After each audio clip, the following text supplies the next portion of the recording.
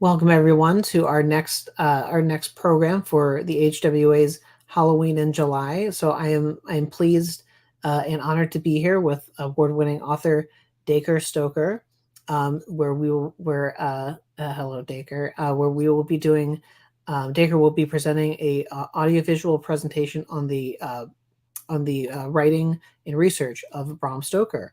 So, Dacre, thank you for being here and for helping us to raise some support and awareness for the HWA scholarship programs. Um, so, without further ado, we will get started.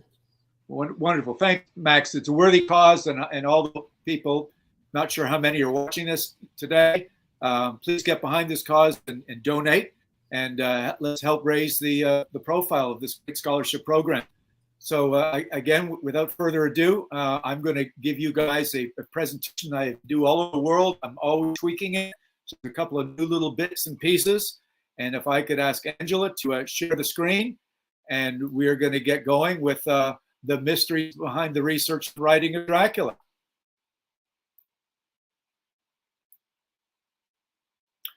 All right, so I hope you can all see the screen just fine. I start with one of my favorite quotes from the novel. There are mysteries that men can only guess at, which age by age they may solve only in part. And this is a quote that I think sums up a lot of Bram Stoker's own life and his writing of Dracula. We are 127 years into this novel. It was published 1897, and we're still finding interesting things about his life and about his research and writing of Dracula. I've been at it 12 years, so I'm thrilled to be sharing with some of these things with you tonight. So let's kind of get into it. How I have approached this is a term that I've coined myself as a literary forensic detective.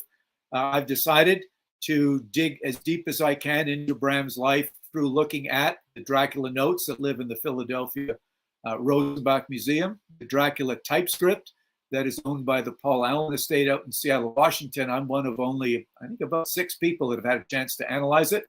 I was lucky enough to find Bram's lost journal in his great-grandson's attic, my cousin's attic on the Isle of Wight, and published that with Elizabeth Miller in 2012.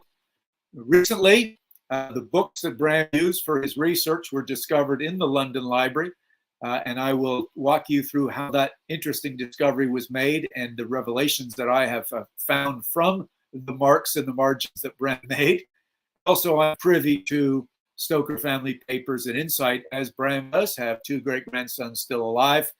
And also, I've been lucky to get all sorts of insight from other researchers, scholars along the way. During the process, I've co-authored a couple of books. You can see them down below: Dracula the Undead with Ian Holt, The Lost Journal with Elizabeth Miller, and Dracula with J.D. Barker. And more recently, Robert 18 Basang, who passed away just about a year ago. The annotated Dracula for the 125th anniversary has all kinds of very interesting information about things that were left out of the novel, the first 3 chapters, things I discovered in the notes and in the typescript.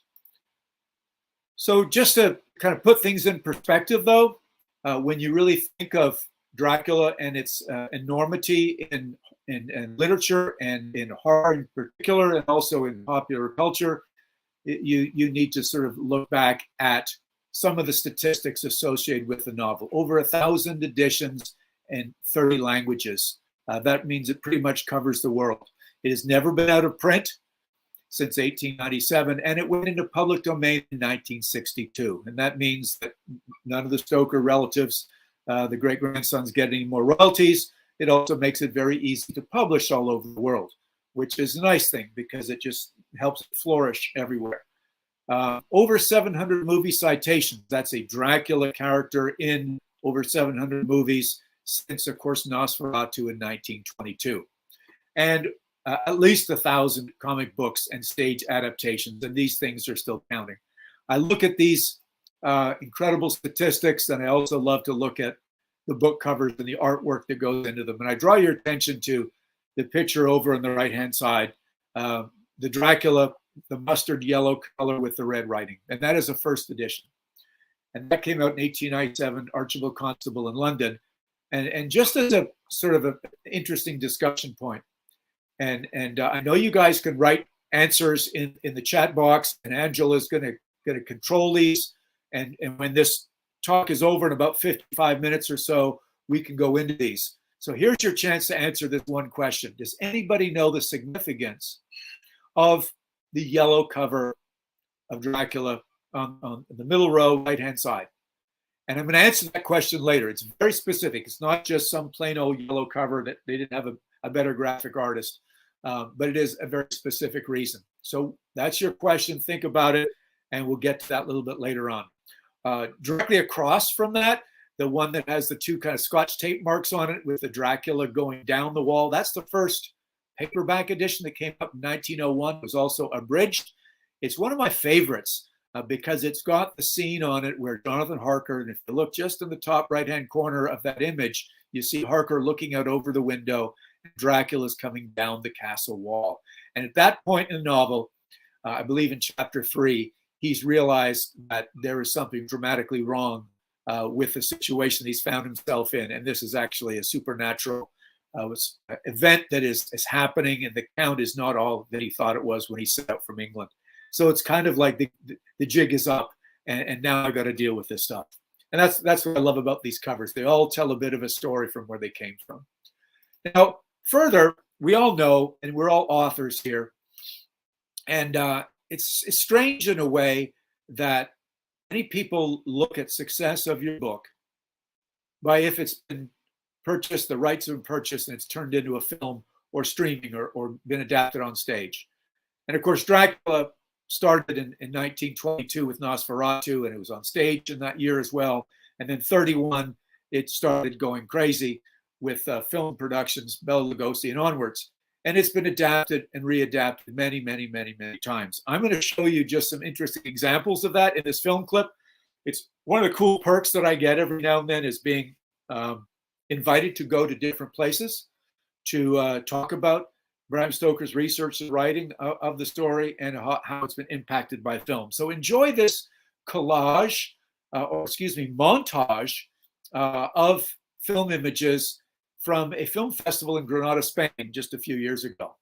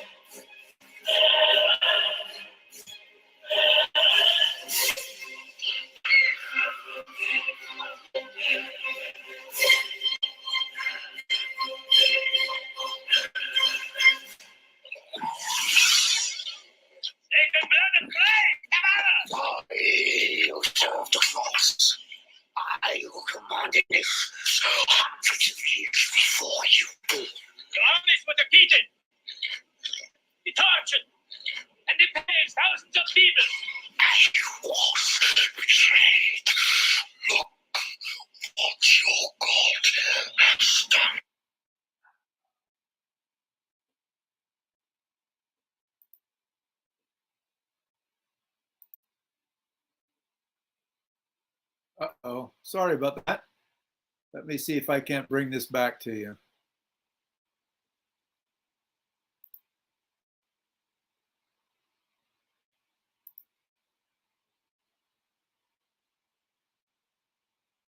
What just happened?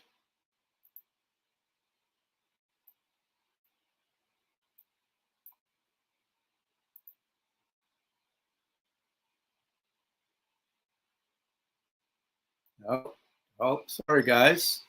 I got to figure out what just happened.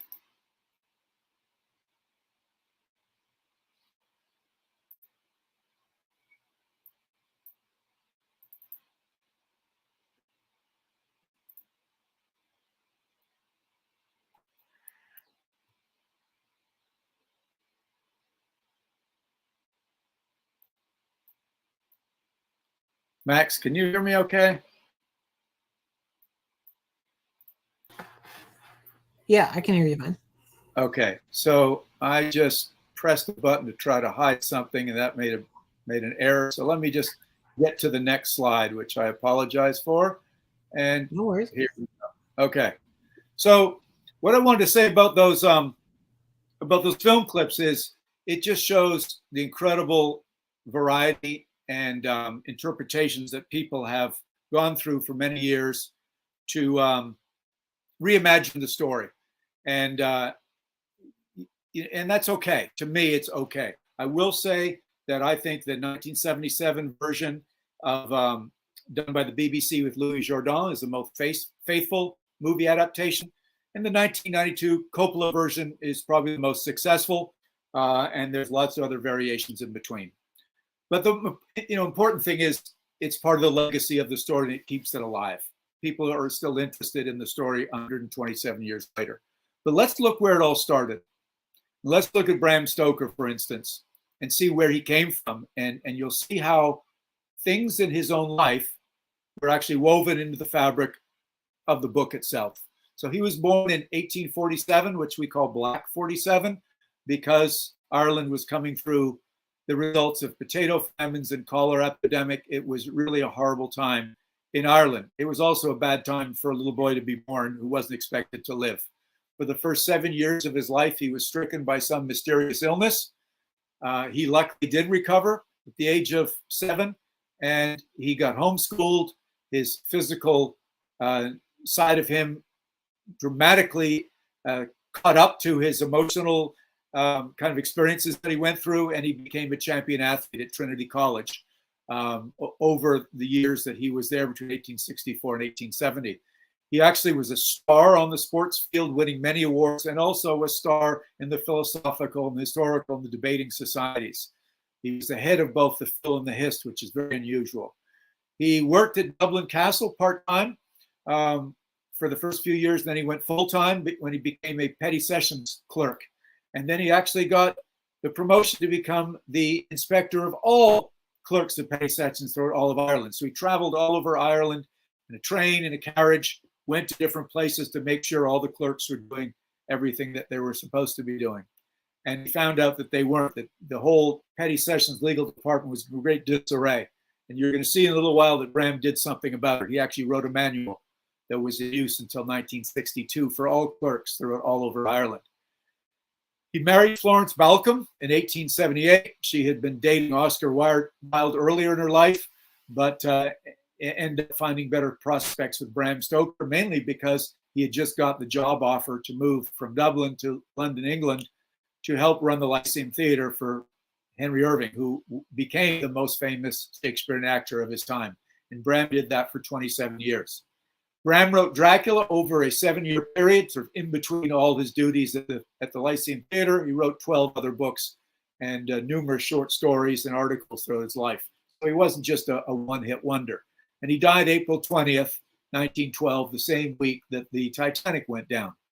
As you can see on the screen, he had many friendships with very interesting and influential people. Lady Jane Wilde, Oscar Wilde's mom, was a literary mentor to Bram. Walt Whitman as well, the writer. Winston Churchill, up-and-coming politician at the time. Hall Caine was actually a very famous writer, much more famous than Bram ever was, until his Dracula surpassed all of Caine's works. Hall Caine is the guy that Bram actually dedicated Dracula to. And then Prime Minister Gladstone was a good friend, and he was a guy that received, actually, Bram gave him a copy of Dracula. Mark Twain was a neighbor of Bram's. You're going to see more about him later. Teddy Roosevelt who was the head of police of New York, went on to become the president of the U.S., good friend. And then Arthur Conan Doyle, of course, the Sherlock Holmes writer, was a good friend of Bram's, and they worked together to get one of Conan Doyle's short stories into the Lyceum Theater. So he was a well-rounded guy, Bram was, and as you know, Dracula obviously didn't really get that popular until long after Bram died. He died in 1912, as I said. Dracula got very popular once it started hitting the stage and the screen. But what were some of the influences in Bram's life? His early life, when he went off to Trinity, he was influenced by his mentor professor, Edward Dowden, who was the head of Philosophical Society at Trinity. He was also an authority on the occult, which, when you think about it, is not sort of, just sacrificing black cats on Friday the 13th. It's really the study and the interest in the other world, other than what strict religion was telling people about life and death. So it was something that Enlightenment was sort of challenging people to look at. Hester Dowden, Edward's daughter, was a spiritualist, a medium who was most notable, as I write here, for having claimed to contact the spirit of Oscar Wilde, and she wrote a book about it, which was very well received. Now, I mentioned Mark Twain was a neighbor of Bram's. I know he's very interested in spiritualism, and I am just convinced that Bram and Mark Twain had many interesting conversations about spiritualism and certain things. And this is one that Bram actually inserted into the novel. So in the book, Roundabout the Equator, Twain writes, "Faith is believing what you know ain't so." Bram took that sentence and just modified it a little bit and used it in Dracula, when Van Helsing is trying to get the scientist, Dr. Seward, to understand beyond his limited mind, beyond just the scientific medical process. And this was all focused around Lucy and her blood being drained. So they give her the transfusion on one day. She would go to sleep. Next day they come back. There was no pile of blood lying around, but she was still out of blood. And they couldn't understand this. And Van Helsing was trying to get Seward to think outside the box. And he says, you got to believe. You got to have faith. And Seward said, what do you mean I have to believe? Believe in what? He said, I once heard of an American who so defined faith as that which enables us to believe things we know to be untrue. That's exactly what Twain said. Faith is believing what you know ain't so, in Roundabout the Equator. So you can now understand that Bram Stoker had such a good relationship with Twain and believed in some of the things he said that he inserted that line into the novel in a very appropriate place. A nice little homage. Also, you've got to realize that when Bram was writing Dracula, what was going on in the world around him. And Bram had a very unique perspective on this. Being a theater manager, he knew what sort of Victorian sensitivities would trigger people's interest and their excitement to go to movie theaters, to read his book. And as I mentioned, there was sort of a second Enlightenment going on. This whole idea of questioning religion. Charles Darwin had just come out recently with the whole concept of evolution and published his book all about evolution. And this was really rocking the scientific world, rocked the religious world. And Bram was trying to do the same thing with Dracula. And he wrote the book in the epistolary style that made the story resonate as it's possibly being real.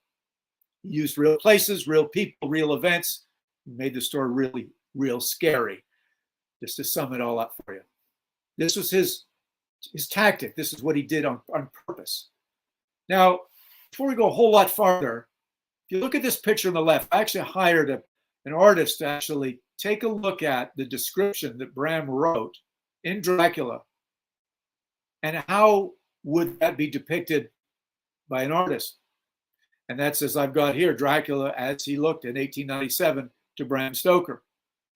And then, of course, 1931 rolls around and Bela Lugosi is on stage in the 20s, and he goes on film in 31, and then, of course, Frank Langella in 77. And we see this humanization, this sort of aristocrat, this sort of sexy aristocrat emerge. And, of course, I could have put up, 100 other slides of images of different actors who portray Dracula, and you'd see much more of a humanization, wearing fancier clothes, and also more skin, more chest hair, as Langella did.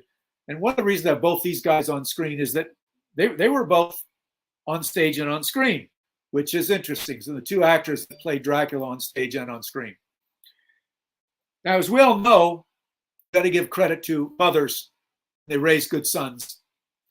And in this case, she was a very interesting person. And I am convinced that she was one of the models for Mina, as was Bram's sister a little bit. That's why J.D. Barker and I used Matilda as a main character in Dracula. But think of Bram's mother for a moment. She was a mother of 7. She was a social activist. She actually presented papers to the All-Male Statistical and Social Inquiry Society in Dublin, which was not an easy thing for a female to do, on the education of the deaf and the mute. Also, how to judge if somebody was criminally insane. So think of the influence on Bram and him inserting the whole concept of mental asylums, the treatment of people in mental asylums, and of course the character Renfield in Dracula. I'm sure it was influenced by partly his mother, and also, as you'll see in a little while, his brother Thornley Stoker as well. She survived the 1832 cholera epidemic as a young girl, which was horrifying. She wrote a story that Bram actually had her send to him, type it up and send it. You'll see a page of it in just a moment. And it was part of the bedtime stories, along with other Irish folklore and the mythology, that she inadvertently probably started this young boy and helped create a very dark sense of imagination to this young boy when he was holed up in his room for 7 years and needing to be educated and entertained. But that story of the cholera epidemic is horrifying. We'll get to that in just a minute. Bram didn't write an autobiography. As a matter of fact, he didn't write much about himself, but in one book that he wrote called Personal Reminiscence of Henry Irving when Irving died in 1905, he wrote this book that actually became the only bestseller when Bram was alive. And he writes a few things that refers to himself. And in this one, he said, in my babyhood, I understand, to be often at the point of death. Certainly till I was about 7 years old, I never knew what it was like to stand upright. I was naturally thoughtful, and the leisure of long illness gave opportunity for many thoughts, which were fruitful according to their kind in later years. There's a picture of Bram at 7. So he said he made this statement many years later, but he was looking back at the time of his illness. And I'm sure if you read between the lines here, I was naturally thoughtful, and the leisure of long illness gave opportunity for many thoughts, which were fruitful according to their kind in later years, involved all the stories he was told and the nightmares that the poor boy had. And I think that helped create the dark sense of imagination for him to write Dracula. So here's one page in the Trinity College archives of the cholera horror story that Bram's mother wrote to him at his request after hearing the story years earlier. But she moved off to Caen, France with the 2 girls, 2 sisters of Bram, so they could be educated in the arts. And in 1873, he asked his mom to type it up and send it to him.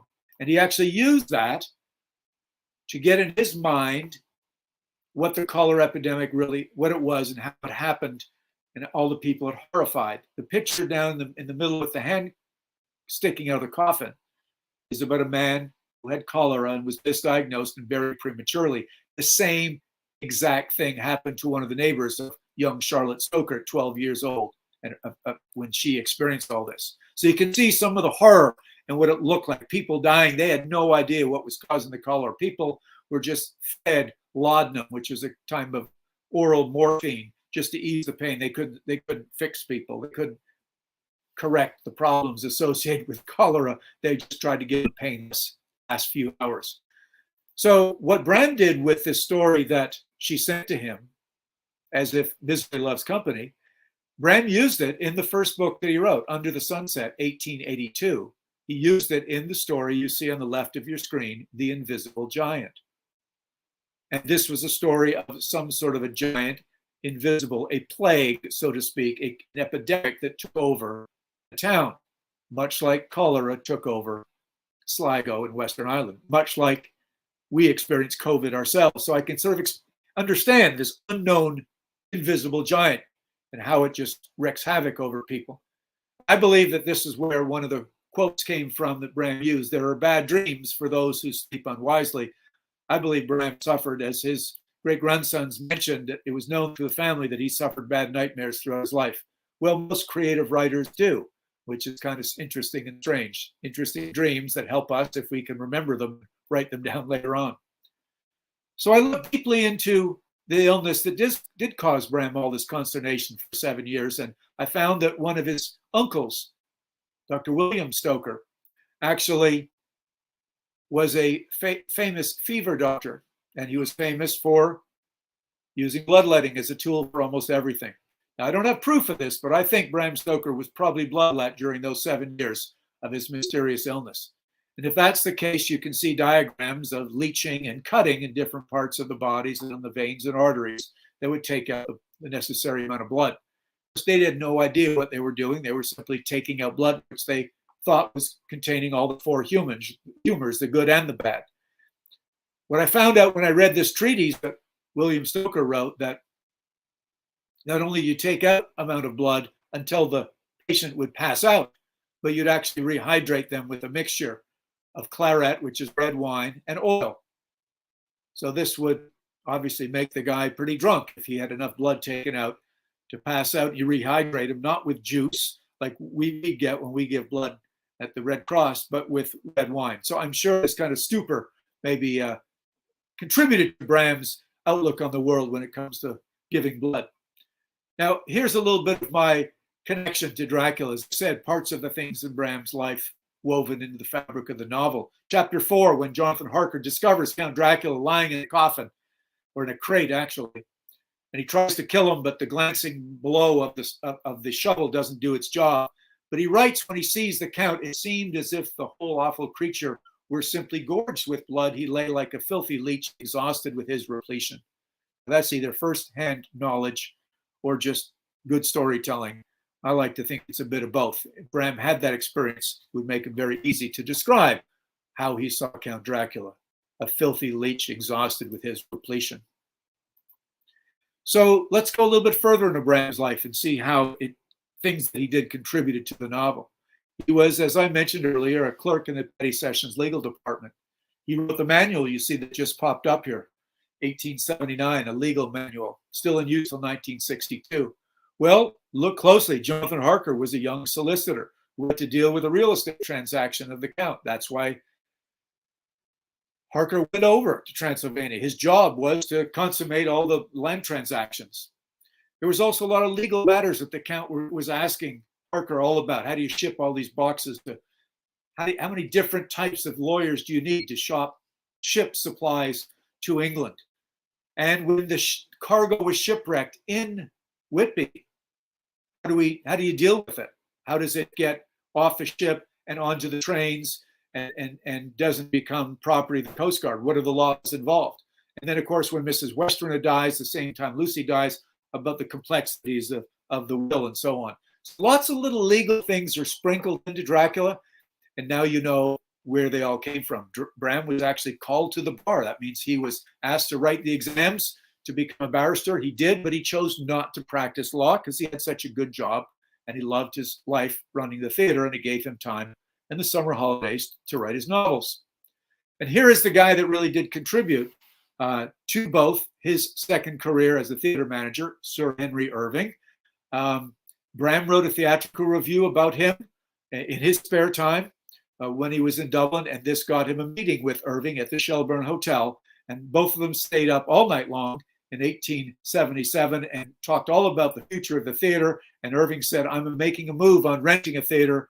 I would love for you to come and be my manager. You're the right guy. Bram had a master's in mathematics, and also his love of theater, his legal side made the perfect match. So within a year, Bram packed up and went to London. And here you see a picture of him and Irving walking out of the Lyceum Theater, both of them tall men.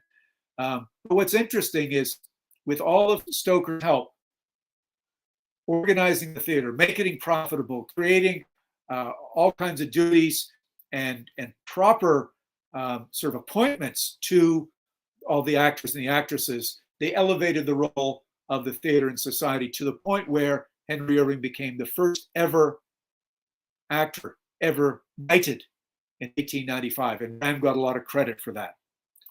Also, what I think is a closer connection even is the role that Henry Irving played of Mephistopheles in the play Faust, which was the second most popular play that Irving played in, the first being The Merchant of Venice. That was a role that I believe was etched in Bram's mind when he was thinking about writing his character, Count Dracula, is the image of the devil, the Mephistopheles character in the play Faust. And when you look at the descriptions that Bram wrote, the way he described it, I believe he was describing Henry Irving's face in this role of Mephistopheles. And he was a devil-like creature. And I'll show you that in just a moment. And here's my sort of, I say it's proof, but here's my backup for this. Now look carefully at this page, folks. What you're going to see is one of the pages of the Dracula typescript. Now I got access to this, not because the Paul Allen escape allowed me to take a photograph of the page. They actually wouldn't. But I got permission from the catalog that it was offered up in for auction. And I had to pay for access to this page. But what caught my eye, and J.D. Barker's when we studied it, were all the things crossed out. That those never got published. And in this particular line, on the scene, when Dracula's having his way with Mina and doing the blood exchange, the band of heroes breaks into the room, tries to save her.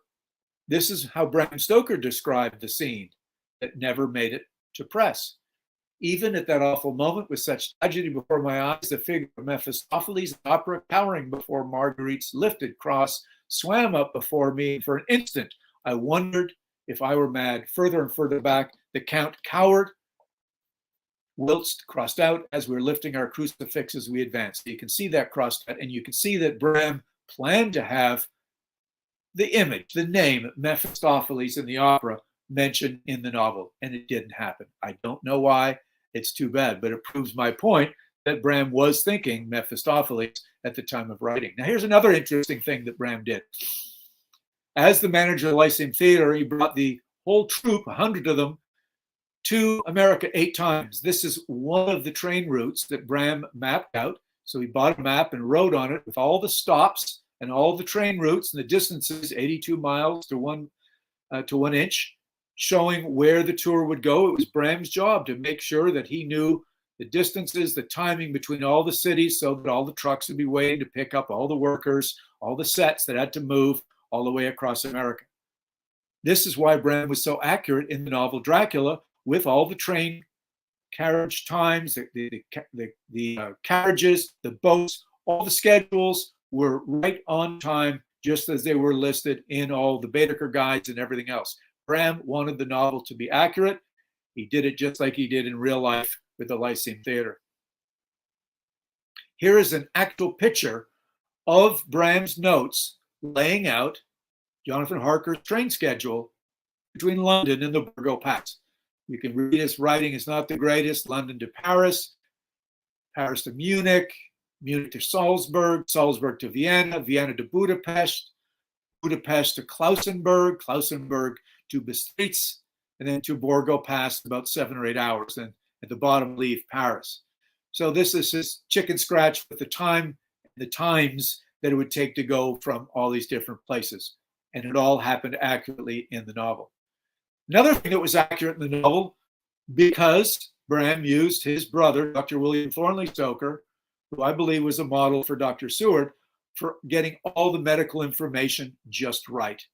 So you can see on the left-hand side that he was a medical advisor for Dracula, both the physical side and the psychological side. Thornley Stoker worked both on physical health of people as well as mental health. He was knighted, as was Irving. He was a professor of anatomy at the Royal College of Surgeons of Ireland. And he helped his brother with the description of the brain damage in the surgery used on Renfield in chapter 21. You can see that diagram for brain trephination surgery over on the right-hand side of the page. He actually did operations on and had great interest in helping people who were insane. And he was an inspector of vivisection. That is the operations done on animals. They cut off the skull and go into the brain while they're still alive of dogs and monkeys to help people who were doing brain surgery, understanding the brain motor functions. And as I said, I think he was the model for Dr. Seward. He actually wrote in the typescript in chapter 10, this is his handwriting. He said he would have been put lying down. That is in chapter 10 when Bram writes about the blood transfusion. Thornley is telling Bram how you would have had the person, whichever the band of heroes was giving blood to Lucy, they would have been lying down. And he also said a transfusion is performed. Usually the blood is drawn from one person and defibrinated before being injected into the other. And I looked up what that was all about back in the late 1800s. That's a cleansing process. They didn't know about blood typing in the day, but at least they were concerned about cleaning the blood. And in chapter 13, when they were going to cut Lucy's head off, and Bram had them using operating knives for the post-mortem, Thornley corrected him and said, no, operating knives would not be used. Sharp metal knives would have been much too valuable to use on a dead person. So these are some of the things his brother helped him with. Now, on these pages, you're actually going to get a glimpse of how Bram plotted out the story as writers here. I'm not sure how many of you actually do this, taking notes and laying the whole thing out, but you can see, if you're familiar with the novel Dracula, where some of the key things were planned to happen. So in 1892, top left-hand corner of that page on your left, you actually see that this is early in the writing process. He started his research in 1890. By 1892, he was thinking of 3 different books. And obviously that didn't happen. He ended up writing he had them all condensed in one. But you also see on the page on the right, he daytimed the whole novel. And you can kind of see that my notes on the right-hand side, the date of the 3rd bogus letter, the escape of Budapest, Jonathan arrives at the hospice, uneasiness on the ship, and Seward's diary where eats bird, that's obviously Renfield. Bram wanted to make sure that the novel was so well organized and accurate that he daytimed the whole thing. And people have realized that the sequence of the days and the lunar cycles and everything else managed to hit this thing in 1893. Here's another time for audience participation. If you would, if you're interested in trying to answer these questions, write in the chat that Angela is going to then accumulate, and we'll chat at the end. All of these pieces of images you see represent high technology of the day, either emerging sciences or tech that Bram introduced into the story. And I believe he did it in a way to show this is the end of the 1800s. We've got all kinds of new tech coming on, new changes in industry and everything else. We're going to use all these new things as well in the novel. And by God, we better use them. Otherwise, we're going to just fall in the dark ages and let this character, Dracula, bring in his old world, his old philosophies, and his old superstitions. We've got to overpower them with new tech. All of these have been used somewhere in the story. So in the chat, try to write down where any of these things appeared in the novel. I'll give you about 30 more seconds to look at that, and then I'll go on.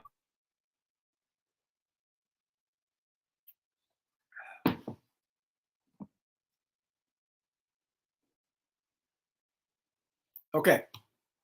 So there is one and only one interview I've ever discovered that Bram Stoker gave to one person who asked him, Jane Stoddard, asked him about Dracula. As I said, no autobiography. So I would highly recommend you guys, if you're into this, you can Google British Weekly, Bram Stoker interview Jane Stoddard. I'm only going to tell you 2 things, where she asked him, where did you get this whole idea about the myth of the vampire? And he said, well, a person may have fallen into a death-like trance and been buried before the time. Afterwards, the body may have been dug up and found alive. And from this, a horror seized upon the people, and in their ignorance, they imagined a vampire was about. Well, where did you find all this information?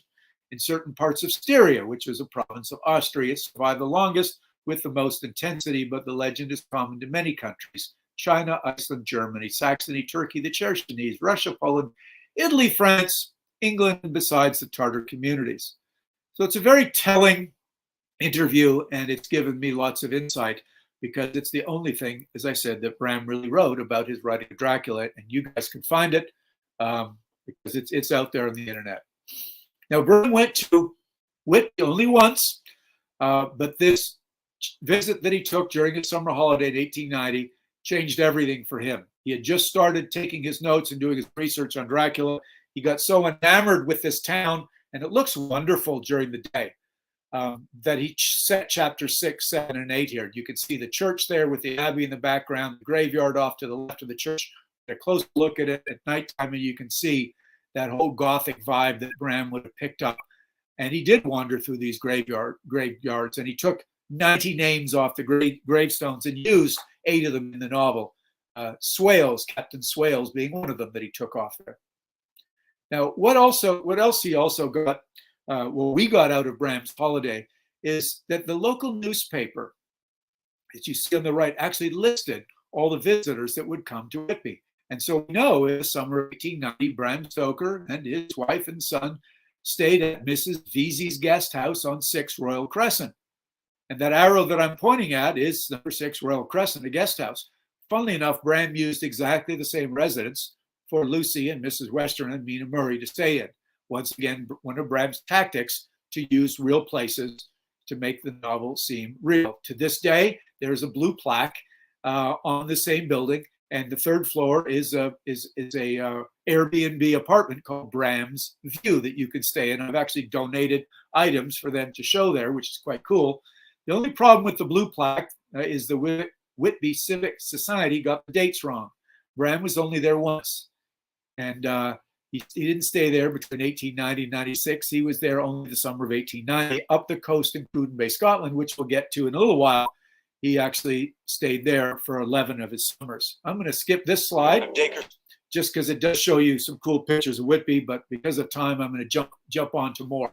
These are the 199 steps that are famous in Whitby, and Bram used these for the black dog jumping off Demeter, running up these steps from the beach all the way up to the graveyard that I just showed you. Bram wrote his name in the Whitby Library Ledger, and that was an important day for Bram because he was very curious about things that were going on in the town, and he went into the library, and lucky enough that he did. You can see a picture of the library on the right-hand side, and below it, what it is today, which is called the Quayside Restaurant and Bar. He walked in there that day. He called up a book called The Account of Principalities of Wallachia, Moldavia, and you can see that he found a passage in there about this fellow in the image you see. Dracula in the Wallachian language means devil. That should take you back to Mephistopheles a few slides ago. The Wallachians were at that time, as they are present, giving themselves as a surname to any person who rendered himself conspicuous either by courage, cruel action, or cunning. Now, Count Dracula is described with these same words, courage, cruel action, or cunning, twice by Van Helsing in the novel. And I'm sure what caught Bram's eye was the devil. Now, Arminius Vanbury was an interesting character that Bram met at a dinner party. And here's the proof. This is the dinner seating arrangement from the beefsteak room behind the Lyceum Theater, where Bram and Irving and the important guests would go after the shows. And this is where he met this guy, Arminius Vanbury, who wrote books, who was a very interesting character, who's actually revealed in 2005 to have been a spy for the Brits against the Russians. You see on the little red line there his name, Vanbury, next to Tom Stoker and Ellen Terry. Bram Stoker is the blue line, and Mr. Grusa, who is the secretary of the Prime Minister of Hungary, was traveling with Vanbury. They came to watch the plays. You see Henry Irving, H.I., is the guy at the head of the table. This is important because this guy is mentioned in the novel. Chapter 18. I'm not going to read you the whole thing, but you can look in the blue. You see Van Helsing explaining who this Dracula was. He says, I've asked my friend Arminius of Budapest University to make his record. And from all means that are, he tell me of what he's been. He must indeed have been that Viceroy Dracula. And we go on and on who the real Dracula was. So there was this connection between real Vlad the Impaler, his real life that he got out of the Wilkinson book, and also another book I'll show you in a while called From Samuelson. But it does link the Draculas, says Arminius, a great and noble race, links him to being the devil, and down below Satan and hell and so on. So this is how Bram took real information and merged it, massaged it to make a very compelling story and evidence that these two characters, the real Vlad Dracula was in fact a vampire, which he wasn't. This page gives me shivers every time I look at it. I'm going to let it develop for you guys as you breathe it in and enjoy it for about 30, 45 seconds. It is a page that many authors do. It's your list of characters. Look very closely at it, and unfortunately Bram has such bad handwriting that it's hard to decipher it. But I've put notes on the sides of the page and you can see it. What's most significant is the right-hand side of the page where you see Vampire crossed out. And you see that Bram did the same thing. He had listed his count as Vampire, which would have been Austrian for a vampire, and then crossed it out. I believe this page was composed, or parts of it, in Whitby once he went to that library I just showed you, and he changed the name, his count, to Dracula. And he got so excited that he wrote it 3 more times on the upper side of the page. This is the Genesis page for the name Dracula in English literature.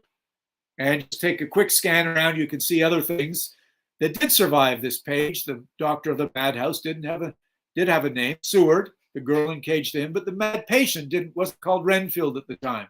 He actually had the name in the notes Flyman for a while. The lawyer was Peter Hawkins, Jonathan Harker, fiance of Wilhelmina, and so on. The American inventor from Texas, well, Quincy Morris was an inventor, but he merged him with other characters. So this is, as I said, very important page.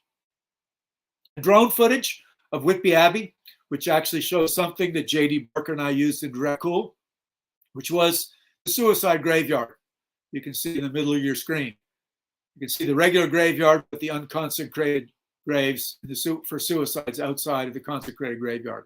You also see the red line with the path of the Dimitri. Well, the real ship Dimitri, which we're going to see in a minute, that Bram used for the Demeter, came in from the very rough waters inside these piers so they wouldn't get wrecked on the rocks outside of those piers.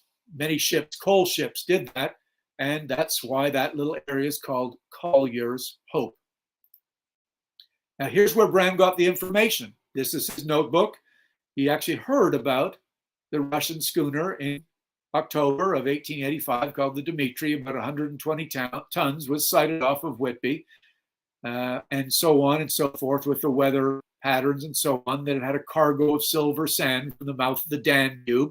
But he got all this information from the logbook of the Coast Guard station. He also got information about the weather patterns you'll see over on the right-hand side. Bram wanted to get things absolutely accurate for his special supernatural storm that brings in the count. What was Bram doing with all this? Well, as I said, this is the arrival of the count. There have been paintings painted about the Dimitri. Bram actually sketched on the right-hand side of the page this little sketch that shows the Whitby piers, and it shows the cliff, and it shows the beach, and it shows the name Collier's Hope, which is where the ship actually ran up against. Bram didn't start writing the novel for another couple of years, and he took the sketch in 1890 as he did this memo on the left-hand side. You see 151090. So what I've done is I just put a couple of interesting words from some of my favorite chapter along with some of the paintings of the ships coming into Collier's Hope. Bram writes in chapter 7, one of the greatest and most sudden storms on record has just been experienced here, with results both strange and unique. To add to the difficulties and dangers of the time, masses of sea fog came drifting inland, white, wet clouds which swept by in ghostly fashion, so dank and damp and cold that it needed but little effort of imagination to think that the spirits of those lost at sea were touching their living brethren with the clammy hands of death. Now, a friend of mine just this past August sent me this picture of a fog bank rolling in to Whitby off of the North Sea. And people in town still believe, to a certain extent, that these fog banks represent the spirits of those dead, the spirits of those whose souls are unrest, that are coming to looking for their place to rest in peace. And what Bram found in the graveyard was something interesting, that Whitby was a sailing town, a whaling town. Many people who were sailing around the world for their jobs lost their lives in foreign places. Their bodies were never brought back to Whitby, yet their families would have a grave for them and a headstone, as if they were waiting for their spirit to come and rest in peace, something that caught Bram's imagination, who was also mentioned by Swales to Lucy and Mina. And here we see some of that fog bank, the spirits of the souls of those looking for their eternal rest in peace. Here's an image of how the ships would enter into the piers, and an excerpt from, again, that chapter 7. The searchlight followed her, this is the Dmitri, and a shudder ran through all who saw her, for lashed to the helm was a corpse with its drooping head, which swung horribly to and fro at each motion of the ship. No other form could be seen on deck at all. A great awe came on all as they realized that the ship, as if by a miracle, had found the harbor unsteered save by the hand of a dead man. One of my most favorite passages of the story, and the fact that it's based on reality makes it even better. And here is the actual picture of the Dmitri that was in the Whitby newspaper. Good chance Bram saw it. It wasn't in his notebook, but good chance that he was. But what was in his notebook was the left-hand side of your page, the details of wrecks of Whitby. He was obviously given this page taken out by one of the Coast Guardmen that detailed the wreck of the Dmitri. Bram used those words almost word for word. And the other thing Bram did was he had Count Dracula jump off the ship, not as a bat or a wolf, but as a black dog, to follow the local myth of the Bagashed, the black dog of the Moors. Now, the whole story obviously doesn't take part just in Whitby. It takes part in Romania. So I'm going to try to zip through this part and show you some of the evidence that I have that Bram actually wrote the novel by information that he got from the London Library books. And as you can see, the British tabloids wrote Dracula writer with a sucker for defacing books.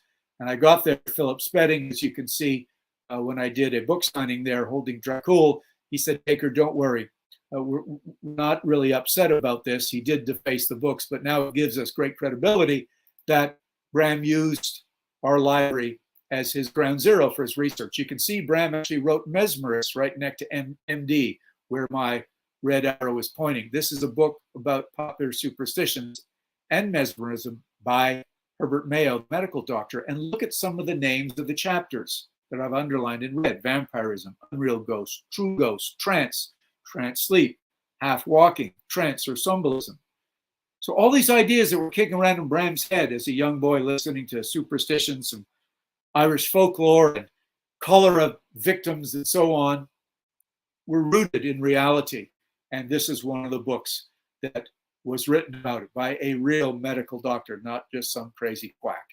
Another book, The Other World, or Glimpses of Supernatural Being Facts, Records, and Tradition, written by Reverend Frederick George Lee, who was a Church of England priest, which I found interesting. If a priest in those days was writing about the supernatural, what does that tell us? Where's his allegiance?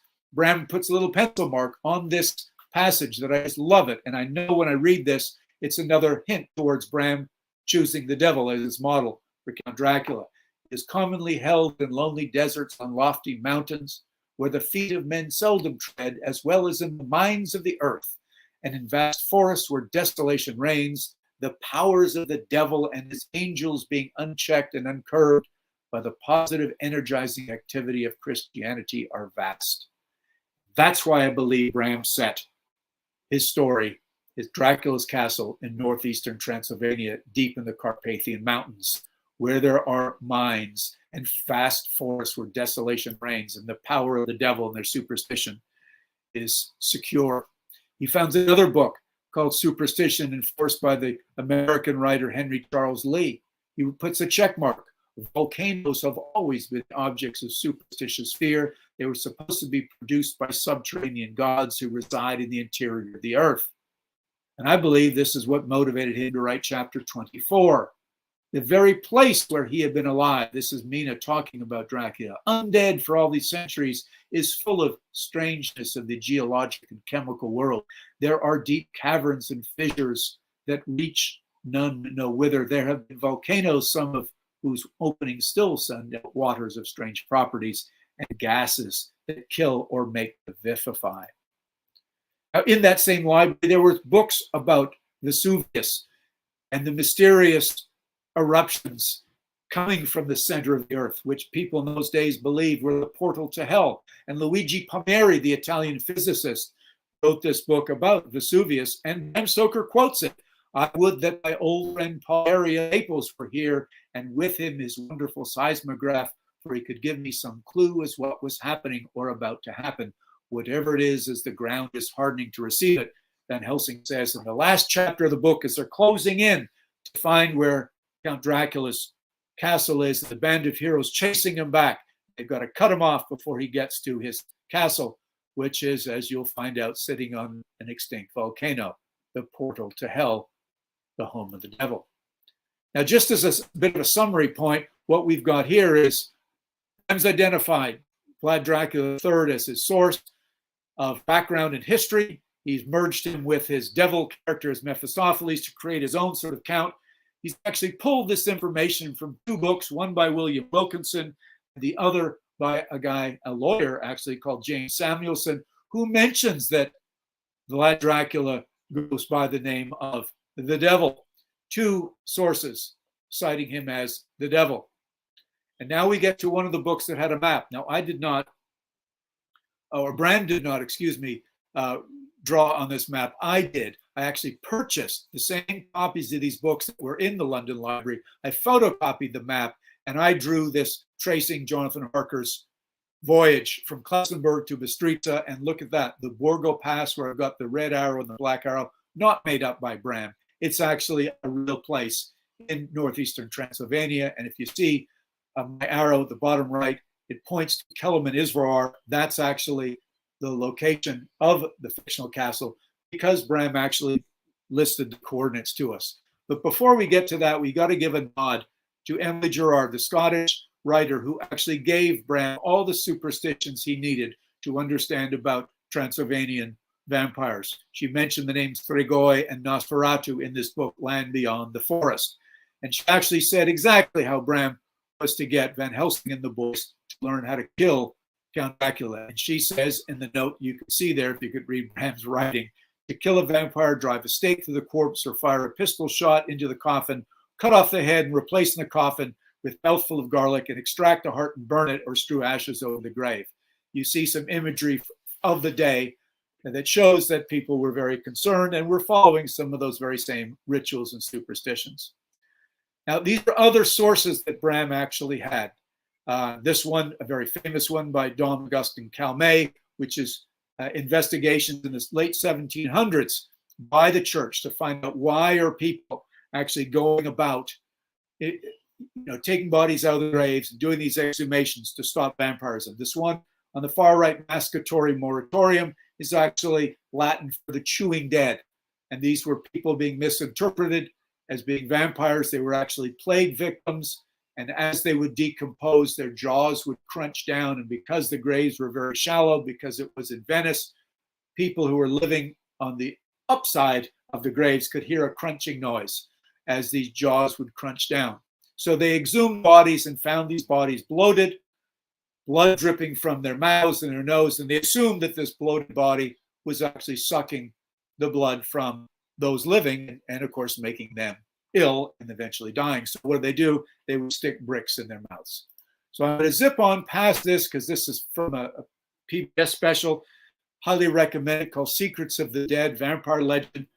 But because of time, I just want to get on with this and show you some of the other treaties that Bram had access to. Look at the dates, all of them around the same time in the 1700s. Plagues were going through Europe and people were misunderstanding these plague diseases because they didn't quite understand germ theory.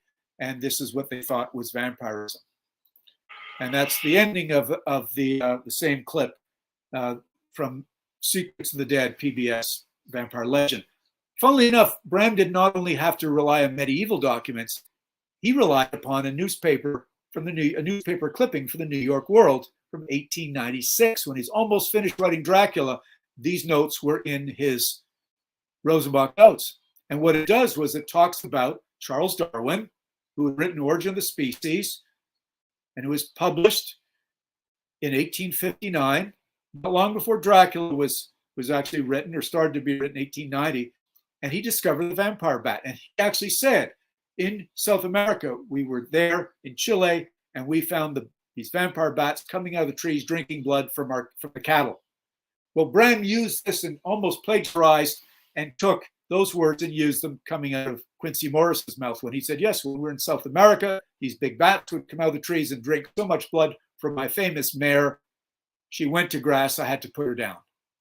So this is, I'm sure, gold for Bram, who found there was a contemporary vampire scare in the New England states during 1896. Over 50 exhumations were approved by the different states. That meant people believed it was real.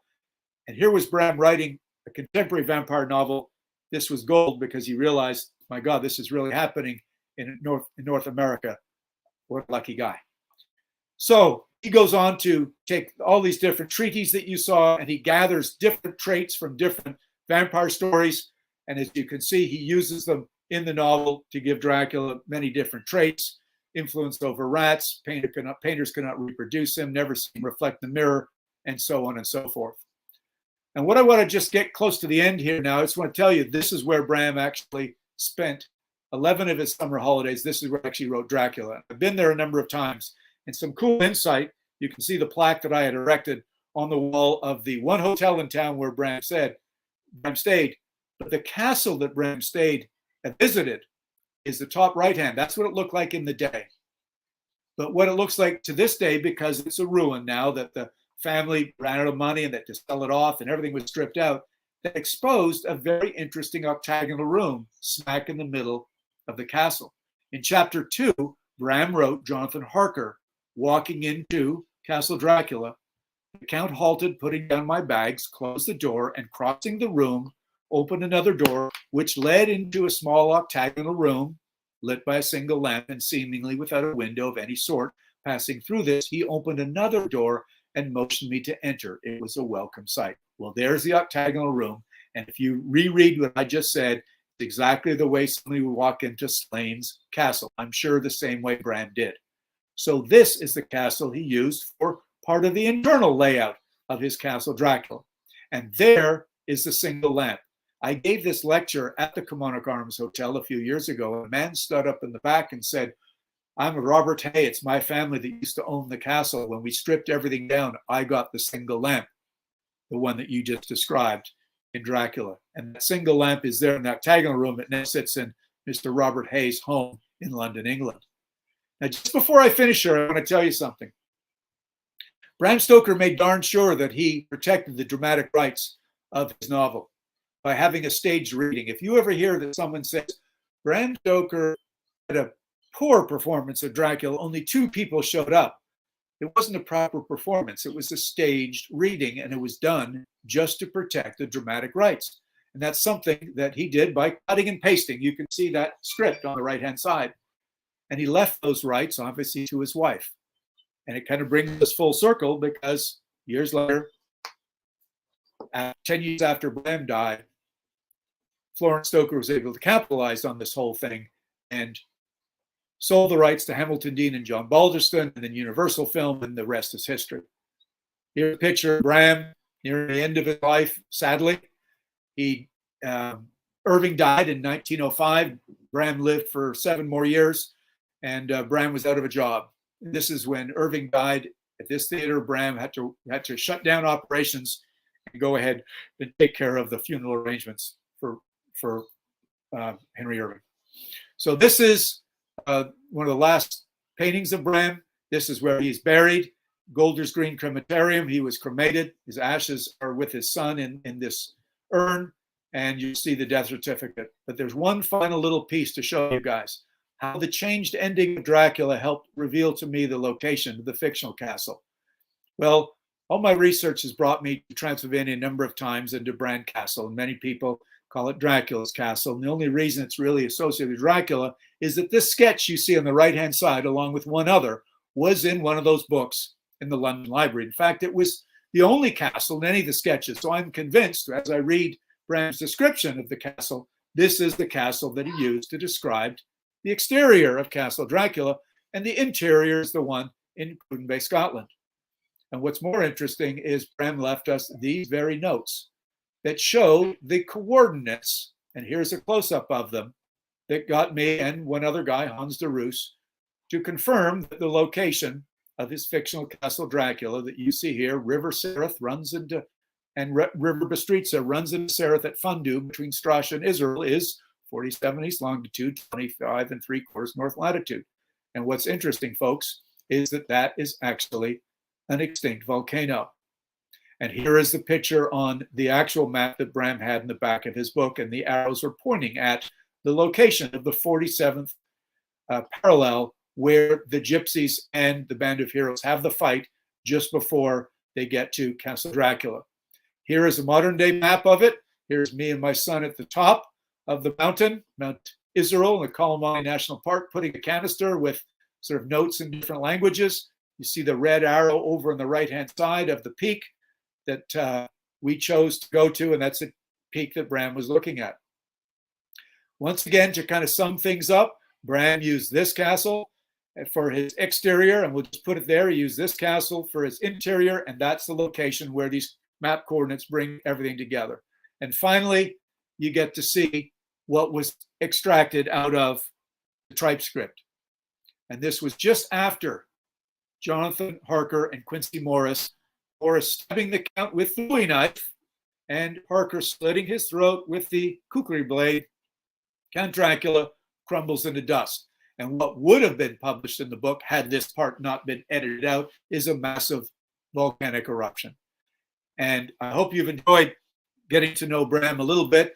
As detail-oriented a man as he was a clerk of petty sessions and a theater manager, and as a writer, he was so detail-oriented in my mind that if he was going to have a volcanic eruption, by golly, he was going to be on a volcano. And now there is a plaque there that I've placed there, much like the one I did in Cruden Bay. And here's the plaque showing the location. And here's my last slide showing the 120th anniversary just 2 years ago. So Angela, that wraps up. If you want to unshare the slide, and if you want to do any questions, now would be a good time for it.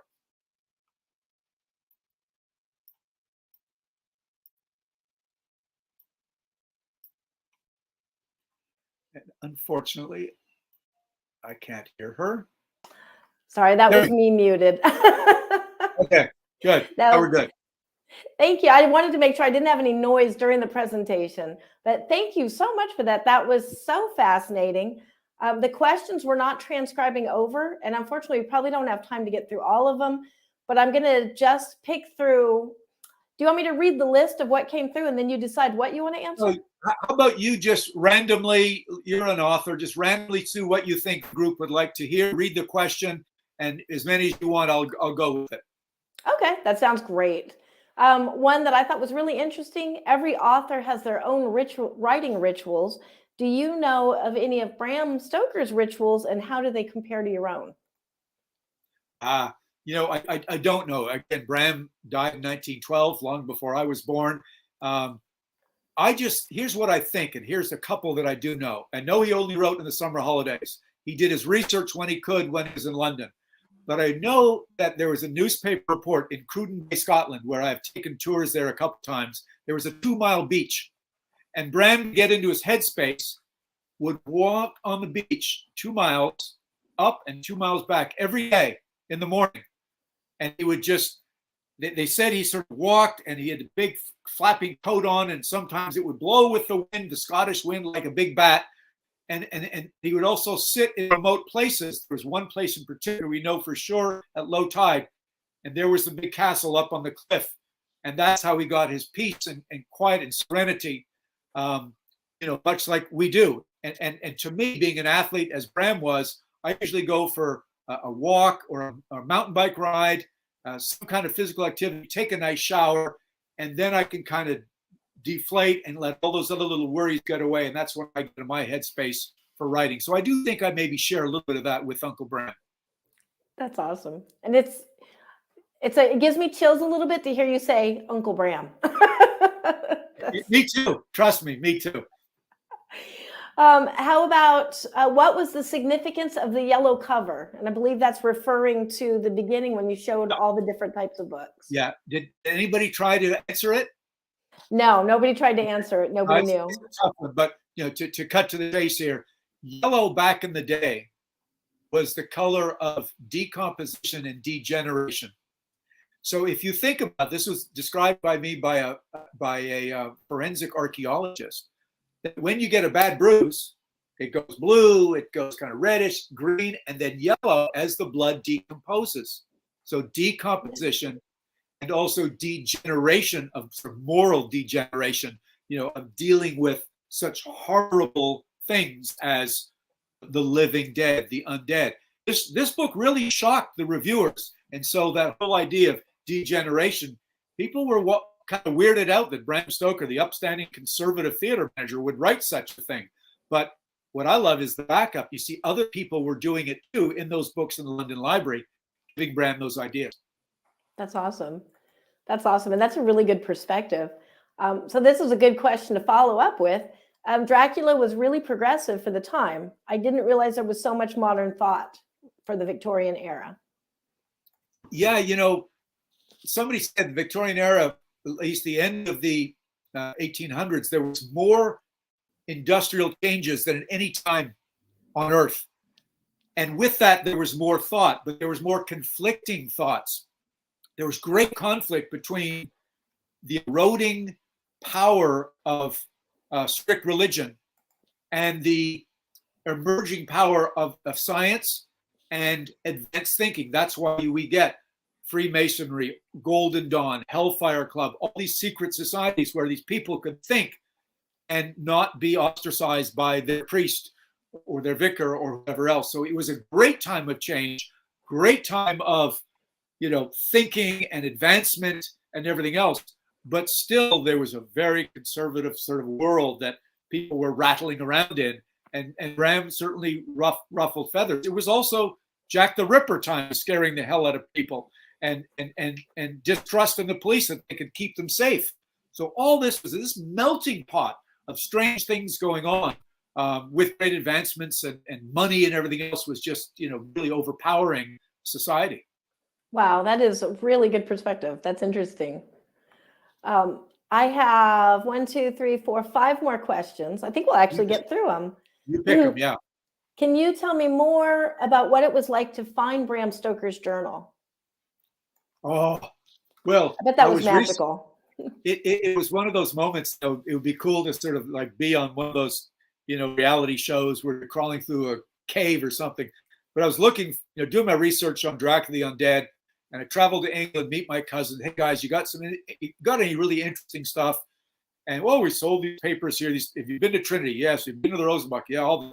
See, but do you have it? Yes, I think we do. We've got some things. And one of them started pulling some boxes out of the attic, and he opened up this box, and it had this kind of moldy leather covered thing. Opened it up. The pages, the glue had come unstuck. Obviously, it's over 100 years old, sitting in an attic. And the writing I could easily identify quickly because I had studied the heck out of the Dracula notes. It was obviously Bram's writing, and a few of the things were dated. 1871 was the earliest dated piece, and it was like, oh my God. Wow. This is the missing link. Is there anything in Dracula here? But there was also like, we don't know much about Bram. No autobiography, letters, yes, but nothing that really gets into his own head, what he was like, what he was thinking. So it wasn't a journal that was, this day I'm going to play rugby here. It is more of a commonplace book that he'd jot down ideas, much like everybody probably listening here. You might have a Word file or a Pages file or a phone or a notebook. You just keep ideas for stories. And it was so cool. I got Elizabeth Miller quickly on the phone, and I got pictures taken of every single page, brought them back to North America, not the book, but the photos. And since she had deciphered the Dracula notes, it took us about a year to decipher everything else to fully understand what we had found. Wow. It was published in 2012 by a wonderful company in England because we needed the copyright protection of books in England by writers that have been dead more than 50 years. And now it's published in paperback, available on Amazon. So it's much cheaper now, and a really cool insight into Bram. So really pivotal moment in my life, giving me understanding how Bram was wired. Really cool. Yeah, that's awesome. What is the book called that you can get on Amazon so you can actually hold these notes? Yeah, Bram Stoker's Lost Journal. Okay. And everything you see in it that's in italics is Bram's notes as he wrote it. We wrote commentary, Elizabeth Miller and I did, on different parts, different sections of those notes. I added a timeline. My wife dug around and did really good footnotes whenever Bram mentioned a person or a place. So just like you said, Angela, put things in perspective to this notebook that was kept for 11 years from a man who was still in university until he was working for Irving, and all the perspective that he just had as an emerging writer. There was some poetry in there. There was some romance. There was some horror, all kinds of cool stuff. Oh, that's amazing. And the fact that, thank you for transcribing that to bring it so that everybody, while we don't get the excitement of finding the moldy leather, that's still pretty exciting. Yeah, and I just felt it's part of my duty to share it with the world. It's just sitting in that box. It needs to get out there. Yeah, I think everybody agrees. I have another question. This is for you. What is your favorite version of Dracula? I guess in all the fictional renditions of him. Yeah, well, there's fictional version on screen. I mean, look, I said earlier, the 1997 Louis Jourdan BBC version, 3-part miniseries, most faithful, but it's 97. It's 77. It's dated. I like the 92 Coppola with Gary Oldman. Not particularly faithful to the novel. Most people say, oh, it's the most faithful. Garbage. It certainly is not, because Jim Hart, who's a good friend of mine, the screenwriter now, he said, look, I had to make it into a love story. In 92, we had Interview the Vampire. We had Salem's Lot. We had, we had to really give a hook to turn Dracula into something romantic. So he made up the whole idea of reincarnated Mina being Vlad Dracula's lost wife. That's okay. And he had good actors, and he went back to the epistolary style. So I like that, but it's not the most faithful. So those are the two that I kind of put side by side that are pretty damn good. That's awesome. That's awesome. I think Frank Langella, that's always the Dracula to me. I love that. Great scene, by the way, Angela. Langella, I think, the best death scene when he's hooked in the back and the cord is pulled up by Harker and he hits the sunlight, and he has this very animalistic squealing and grunting as he is being burned by the sun, which incidentally is not a Bram Stoker thing, but it works. And it just stayed. Absolutely. I have a comment. This is also interesting. Thank you so much for sharing this. I think everybody has been utterly fascinated. And then can you explain day timing some more? I think that was day timing is using a day timer to sequence everything in the story, just to get it, all the days line up. So he actually had the physical day timer. Lucy goes here. It takes this long for a letter to go here to here. So everything was absolutely accurate with its sequencing and timing. That is amazing, because it is so detailed, but I never caught that. Now I have to go reread that just so I can, knowing that. So hold on one second. My computer just told me I'm on low battery, so let me go quickly plug it in. Yeah, that's okay. Just going to do a little plug.